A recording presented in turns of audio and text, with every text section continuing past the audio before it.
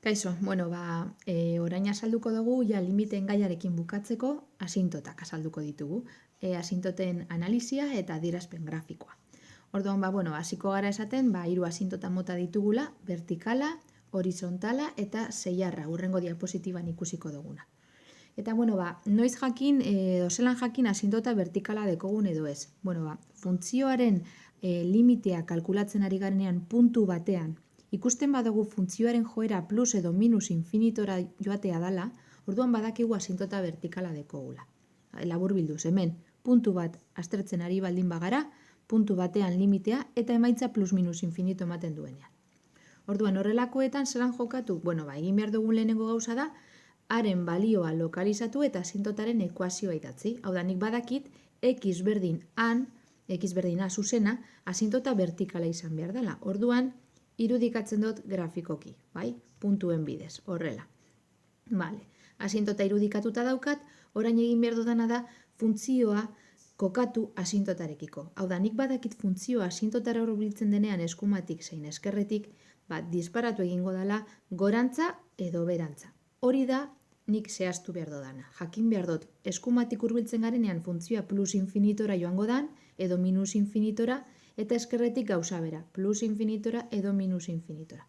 Horretarako zer egingo dugu? Albo limiteak aztertuko ditugu. Hau da, funtzioaren limitea x ara hurbiltzen denean eskerretik eta eskumatik. Eta ematen duenaren arabera kokatuko dugu kurba asintotarekiko.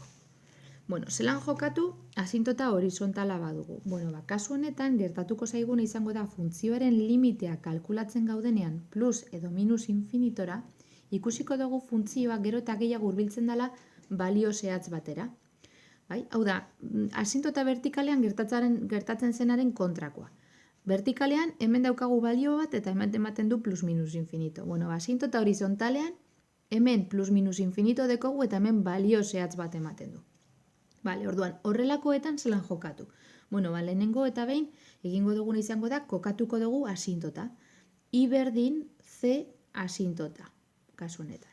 Orduan, I berdin C asintota horizontala, egongo litzateke hemen, hemen B jarrita dago, baina hau errakuntza da C, Eta ondoren egin behar duguna da kokatu kurba. Hau da, nik badakit funtzioa infinitorantza doanean, badakit funtzioa gero eta gehiago hurbilduko dela asintota horizontalera, baina nondik goitik edo betik. Hori da zehaztu behar dudana. Eta gauza bera minus infinitoan. Funtzioa minus infinitoan asintota horizontalera joango da, baina betik edo goitik. Hori zehazteko egingo duguna izango da ordezkatu funtzioan plus 1000 infinitotik hurbil dagoen balio bat, eta minus 1000 minus infinitoan dagoen balio bat. Eta ikusiko dugu asintotaren gainetik edo azpitik doan. Horrela aztertzen da. Hori gero, adibide baten bidez egingo dugu, hurrengo bideoan, eta ikusiko duzu oso erreza dela. Bagoaz asintota zeiarrak zelan aztertzen direzen ikustera hurrengo diapositiban.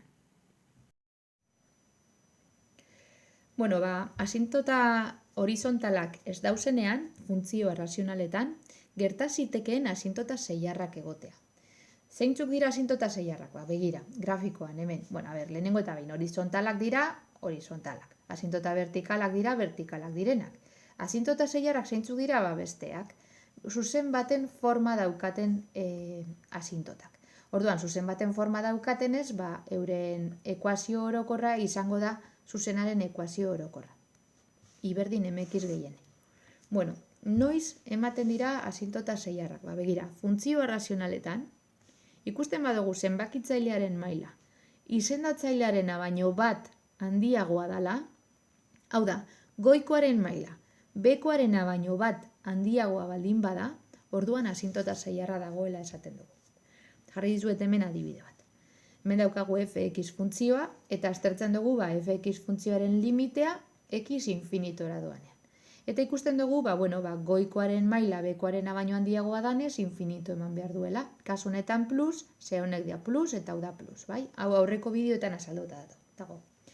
Orduan, hemen ikusten dugunean infinitoan edo minus infinitoan egiten ari garela analisia. Eta hemen ez badu balio zehatz bat ematen, ez dago asintota horizontalik. Asintota zeiarra dago, kasu honetan ze zenbakitzailearen polinomioaren maila da 2. eta izendatzailearen polinomioaren maila da bat. Orduan, bien arteko diferentzia zenbatekoa da, bi mailen arteko diferentzia, batekoa. Orduan, asintota zeiarra dago. Bueno, hemendik aurrera bi modutan egin daiteke.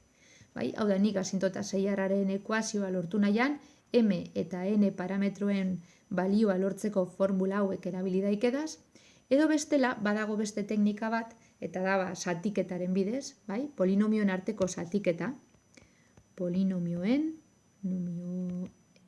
arteko zatiketa, eta hau da nik egitera noana hurrengo bideoan adibidean. Ze hau niretzako da errezena eta azkarrena. Orduan, errezena eta azkarrena badekogu, zertarako komplikatuko gara bizitza honekin. Bai? Baina jakin behar duzue bi bide daudela, ze datorren urtean gerta zitekeen hau ere behar izatea. Vale? Venga.